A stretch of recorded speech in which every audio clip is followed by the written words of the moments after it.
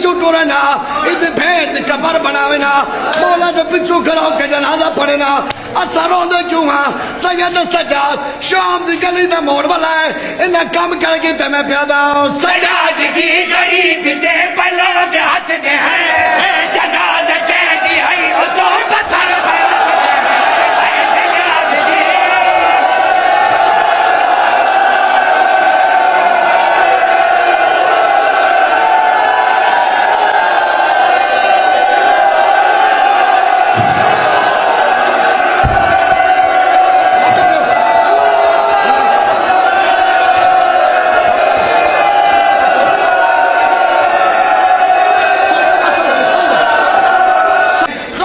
कब्रिस्तान चाहे कटी कटाई कबर मिली है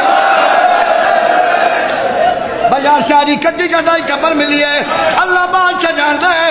सिरादिया ने पसलो हाथ है आवाज है बिस्मिल्लाह मैयत मैं कूदे मैं तेरा बाबा हुसैन फत बवादिया ने पासो दो सोने सोने हाथ है सजादा दे कौन है सुनान मैं तेरा वीर अकबर वैन में करना है मातमी दावत है मैं तेरा वीर अकबर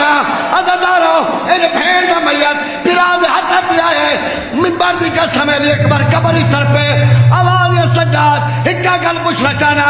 आवाज है पूछ अकबर केड़ी गल पूछना चाहना है अली अकबर दी कबर च वैन बुलंद होया उच्चा वैन करके पैदल क्यों मर गए